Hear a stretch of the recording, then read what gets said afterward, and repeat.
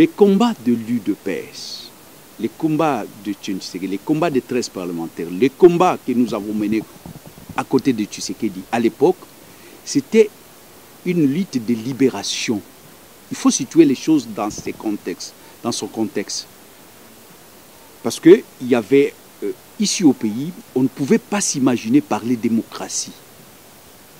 Et il y avait des intellectuels qui ont donné tous les contours juridiques, politiques, scientifiques au MPR, parti-État.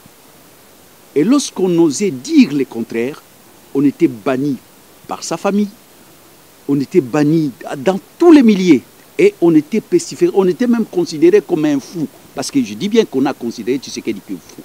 Et nous tous qui avons suivi Tshisekedi, on était des petits fous qui avaient suivi un grand fou. Les gens ne pouvaient pas s'imaginer. Donc il fallait déjà commencer par faire comprendre aux Congolais que la démocratie est possible au Congo. Avant de parler multipartisme et tout ça, l'organisation d'un parti politique de type classique. Donc l'UDPS a été un mouvement de libération. Et Tshisekedi, c'est quelqu'un qui a lutté pour libérer le peuple congolais, mentalement, spirituellement, politiquement. Et on peut dire économiquement, ça vient après. Pour montrer que les Congolais, on pouvait, nous Congolais, nous prendre en charge, on pouvait... Donc, c'est un combat. Si on dit, voilà, il dit du Tshisekedi a lutté pour l'instauration de la démocratie. Mais ça, c'est après. La démocratie, il faut que les gens comprennent d'ailleurs, est-ce que les Congolais étaient prêts? Parce qu'on les a matraqués. On a démontré que la démocratie égale le désordre. La démocratie égale le trouble, les guerres. Mobutu, lorsqu'il arrive, il dit que j'ai trouvé 44 partis politiques. Ce qui était faux. Mais c'était une propagande pour dire que nous ne sommes pas, nous, Congolais, destinés à vivre dans une démocratie, dans un pays démocratique. Non. Et on disait même que c'est pas normal, c'est pas possible que nous puissions instaurer la démocratie. Donc, et là, donc, Tshisekedi, son combat, c'était un combat de la libération mentale, politique, spirituelle du peuple congolais.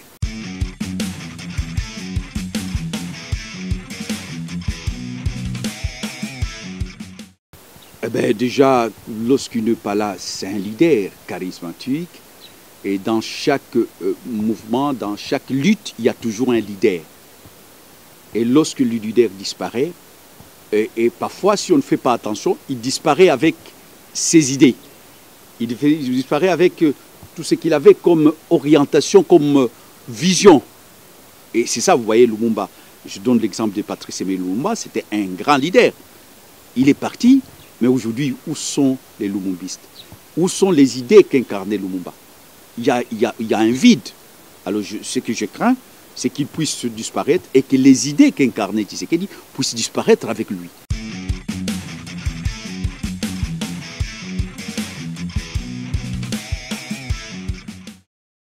En principe, l'UDPS devait incarner les combats du Tshisekedi. En principe. Ce n'est pas le cas.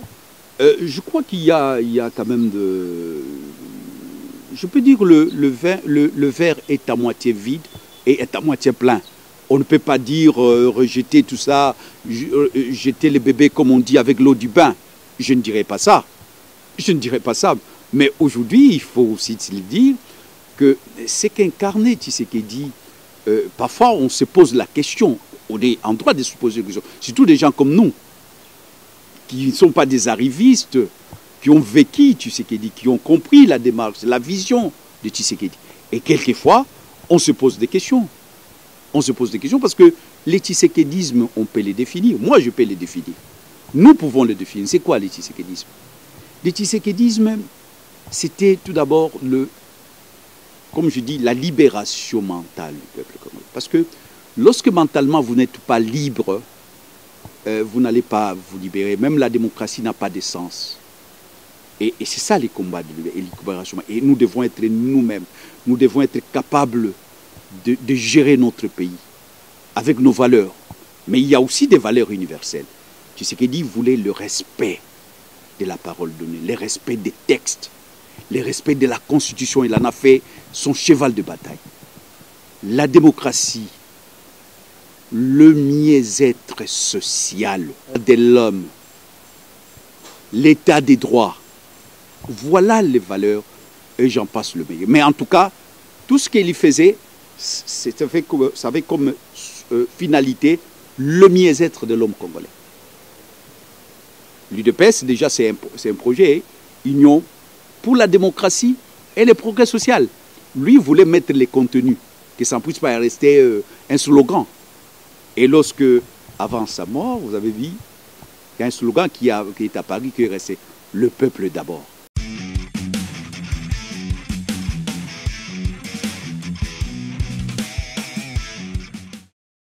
Il faut lui donner le sens à cette expression. Actuellement, ça n'a pas de sens. Il faut donner un sens à ces concepts-là. Sinon, le combat de Tshisekedi, c'est cracher sur la mémoire de Tshisekedi. Si on ne fait pas ça, c'est cracher non seulement la mémoire de Tshisekedi. Parce que bon, c'est vrai que c'est lui qui a galvanisé, à un moment, il a symbolisé cette élite-là. Mais il y a des 13 parlementaires, j'insiste beaucoup. Il y a les 13 parlementaires, mais en dehors des 13 parlementaires, il y a des papas que je vois encore, qui sont morts parce qu'il a porté la cravate. Parce qu'il fallait libérer, il fallait nous montrer que non, je suis libre. C'est un symbole. Mobutu ne voulait pas de la cravate. Mais il y a des gens qu'on a étranglés avec sa cravate, membres de l'UDPS, ils sont morts.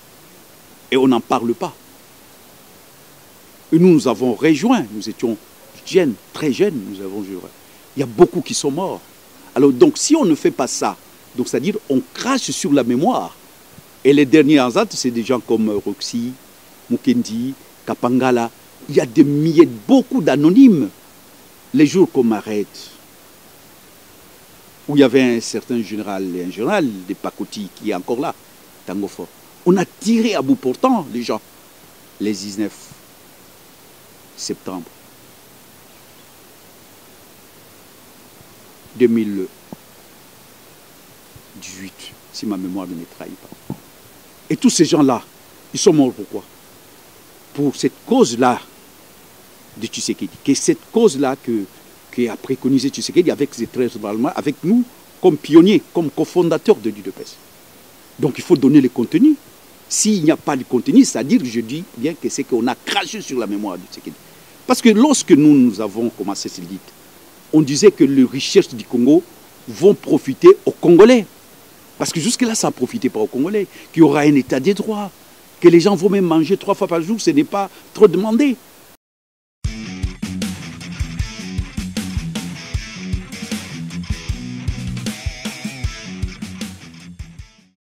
Oui, ce qu'on va faire, c'est donner les contours.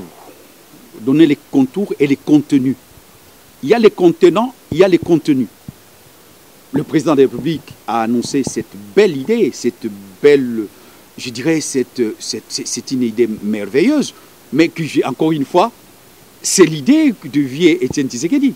Ça me rappelle mon enfance. Et nous étions jeunes, des gens comme Olengakoy qui sont là, Jacques Matanda, Christian Badibank qui est mort, nous autres ici, Moïse Monide est là, et nous étions jeunes, mais il n'y avait pas Gilbert Kakondé qui est là, ministre de l'Intérieur, Moulaja qui est là, Tubala pourquoi pas, mais nous étions encore des jeunes, certains 20, 30, en tout cas on n'avait pas de quarantaine. Il y avait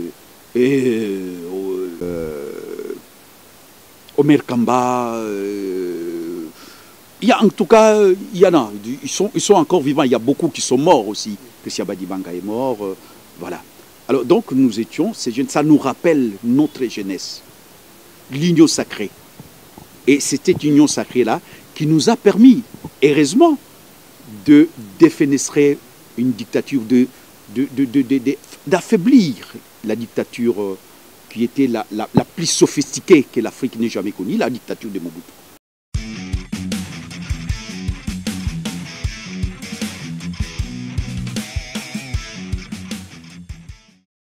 Bon, la transhumance, ça fait partie de notre culture congolaise que je ne salue pas. C'est-à-dire une transhumance, si c'est une transhumance pour mieux faire, pour bien faire, pour l'intérêt du peuple, je dis c'est une très bonne chose. C'est-à-dire quelqu'un qui quitte l'extrême droite et sans passer par les centres, directement à l'extrême gauche, pour l'intérêt du peuple, je salue. Je dis bien pour, parce que la finalité d'une action politique, c'est quoi? C'est le mieux-être social, le mieux-être du peuple. Mais si quelqu'un peut être, donc on n'est pas dans un monde de saints, quelqu'un peut,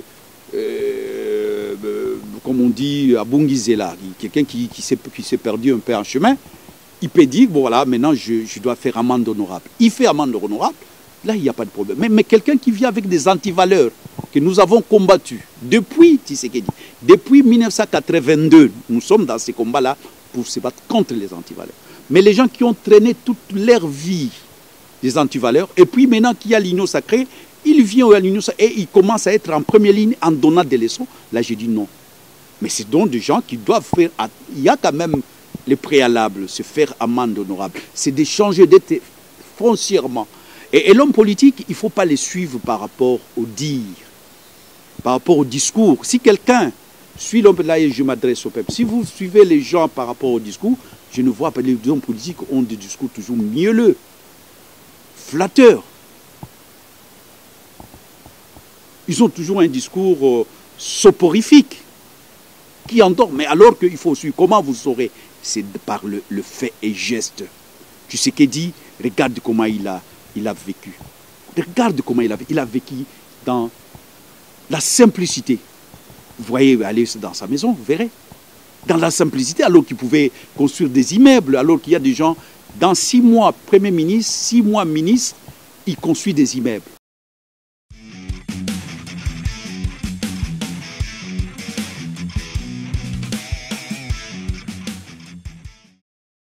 Sa maison, on doit transformer sa maison en musée, en un sanctuaire, en un lieu touristique, historique et même, je dirais, scientifique. On va écrire l'histoire de notre pays. Lumumba nous a demandé d'écrire l'histoire de notre pays. Et il disait que pas l'histoire qu'on va écrire à Londres ou aux États-Unis, mais qu'on va écrire au Congo. Mais comment on va écrire cette histoire s'il n'y a pas de lieux où il y a des sanctuaires, des lieux de mémoire, de mémorial? La France n'a pas du pétrole. La France n'a que la culture. Les gens quittent le monde entier pour venir voir l'Arc de Triomphe. L'Arc de Triomphe, c'est quoi? C'est un monument où on a enterré les soldats inconnus. Les gens qui ont donné leur vie pour la République française. Les gens viennent en France pour voir quoi? Le musée de Louvre, Rivoli, un musée. Ils quittent le monde entier et ça fait entrer des devises. Donc c'est ici, c'est pour ça que je profite de l'occasion pour demander à la famille du président Tshisekedi de donner en don cette maison-là de Tshisekedi, que ça puisse devenir la maison du peuple, comme à l'essor de la maison de Mandela en Afrique du Sud, Mandela House, et qui retrace l'histoire, la mémoire. Comment on va... Nous avons besoin de repères, nous avons besoin d'exemples. Et quand vous regardez très bien, les gens disent que le Congo, nous avons de l'or, des diamants et tout ça. Mais pourquoi le Congo reste toujours à l'état, je dirais, primitif? Comme si on était à l'époque de la pierre taillée. Regardez, allez dans nos villages. C'est comme si on était à l'époque de la pierre taillée. Pourquoi? Et pourtant, nous avons les richesses, parce que nous rencontrons des hommes capables. Et pour ça, nous avons... Et quand on a eu des gens, des hommes valables comme Tshisekedi, comme Lumumba, on ne peut pas les ignorer comme ça. Et la meilleure façon, nous commémorons la mort de Tshisekedi, la meilleure façon de commémorer la mort de Tshisekedi, c'est suivre ses pas. C'est perpétuer ses œuvres. S'il vous plaît, souffrez que je dise ça, parce que sinon, ça n'a pas de sens de faire cette émission. Lorsque j'étais aux affaires, je me suis souvenu de Tshisekedi. J'ai dit, mais je dois quand même faire quelque chose pour les remercier, parce que si c'est grâce à lui, je suis devenu ce que je suis devenu. J'ai appelé mon collaborateur qui était membre du protocole, de se préparer pour aller m'acheter des gros bétail, des grosses chèvres que je vais donner à Tshisekedi en titre de remerciement. Je lui ai dit qu'à 12 h tu viens et je vais te donner l'argent, vous connaissez bien le Mariano? Il dit je connais, Excellence, je connais Mariano. Il dit je vais t'envoyer là. Et à 13 h je vois quelqu'un qui sonne, je dis ben entrez. Vous m'avez dit vous allez m'envoyer, je dis non. J'ai changé d'idée. Je dis, ben, si je lui donne la chèvre, de chèvre ou 4, 5, qu'est-ce qu'il va en faire? Il va manger et puis c'est fini. Il dit, c'est pas une bonne idée. J'ai abandonné l'idée. Après, je dis, non, je vais lui donner de l'argent. Je vais lui mettre de l'argent dans l'enveloppe. une somme un peu consistante, je vais aller le donner. Je prévoyais mettre 5 000 ou 3 à 5 000 $. Je dis, je vais le donner. Et le lendemain, j'ai abandonné l'idée, dit, mais qu'est-ce qu'il va en faire, les dollars là? Je lui donne 3 000 et puis il va me... Non. Comme je vais aller en Europe, j'ai une mission en Europe, et à mon retour, je vais lui amener des fringues, je vais lui amener des habits, et en tout cas, le soulier, la veste, comme 3 pièces, tout ça, je vais l'amener costume, cravate. J'avais cette idée, parce que le vieux, quand vous regardez, le vieux, il avait quand même une prestance. Hein, c'est d'une bonne école où des gens savaient s'habiller, savaient se tenir, parce que c'est aussi important quand on a le chef de l'État d'avoir une tenue convenable. Ce n'est pas exagéré. C'est pour ça même au Parlement, on dit tenue de ville exigée, vous ne pouvez pas, oui. Voilà, c'est important. Quand vous respectez les gens, vous ne pouvez pas venir le voir en torse nu. Donc non seulement vous ne vous respectez pas, vous ne respectez pas aussi les gens. Vous ne pouvez pas venir avec l'habit yéyé comme ça, non. Je disais mon Olivier, comme il aime bien s'habiller, je vais lui acheter des fringues. Je suis arrivé en Europe, j'arrive dans un magasin luxueux, je commence à arpenter les rayons. Je dis, ah, après je me rappelle que je n'ai pas ces numéros, donc je n'ai pas ces... Je ne connais pas le mesure, comment, sa taille, sa taille, je ne connais pas. Je dis, le temps d'appeler Kinshasa, je dis, j'abandonne l'idée du non. Donc, je l'ai acheté pour moi. Et je suis revenu. Un jour, je vais réfléchir, je dis, mais malgré tout ce qu'il a fait pour moi, mais qu'est-ce que je vais faire pour le remercier? Et l'idée m'est venue dans la tête pour dire que Tshisekedi n'a pas besoin qu'on lui donne de l'argent pour le remercier. Il n'avait pas besoin de chèvres, il n'avait pas besoin de l'habit. Tshisekedi lui s'est bâti pourquoi? Pour le peuple. Et la meilleure façon de remercier Tshisekedi ou de féliciter Tshisekedi, c'est continuer son œuvre. C'est qu'il voulait, qu'est-ce qu'il voulait du peuple? Le mieux-être du peuple congolais. Et voilà pourquoi je dis, le jour qu'il est mort, je suis arrivé au siège du parti pour dire ça, pour dire que moi je suis l'héritier authentique, naturel de Tshisekedi. Mais aujourd'hui, je ne sais pas quoi faire, mais je sais ce que je vais faire. Mais je prends l'engagement de continuer sa lutte. Et quand je parlais de sa maison, j'aimerais bien préciser des choses. Vous pouvez couper, vous êtes libre, mais j'aimerais bien pour la postérité, parce que vous pouvez garder ça. La démarche, lorsque je dis pour ma démarche est sincère, lorsque je demande à ce que sa maison puisse servir d'un lieu de mémoire, un sanctuaire, un lieu touristique, un lieu culturel, un lieu politique où on doit écrire l'histoire de notre pays, comme l'avait préconisé Patrice Emery Lumumba, j'écris à Félix Tshisekedi, pas comme président actuel. Donc ma démarche n'est pas opportuniste. J'écris cette demande-là, je lui écris en tant que président de l'IDPS. Il venait d'être élu au Congrès, je lui écris. Et les jours qu'on s'est retrouvés à la maison de Kibasa, qui était aussi le siège de l'IDPS, avec ses enfants et tout ça, son fils qui est aujourd'hui aux affaires, sa fille qui est venue de Bruxelles, et le président Félix était là avec sa femme et Monseigneur Moulumba de Res Mémoire. Je rappelle encore ça, que j'aimerais bien que la maison de Tshisekedi, la maison de mon maître, la maison de notre leader, puisse devenir la maison du peuple, que la famille puisse faire. Donc j'avais écrit, non seulement j'avais écrit, mais je profite de l'occasion pour réitérer cette demande-là. Alors, c'est pour ça, pour moi, c'est capital, pour dire que si la famille ne nous donne pas, parce qu'il y a peut-être des démarches à faire auprès de notre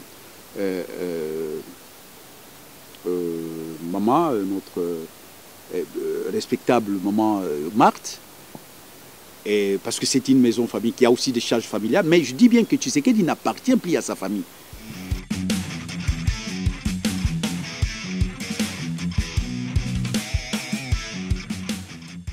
J'adresse le message à la famille Lumumba, à la famille Tshisekedi.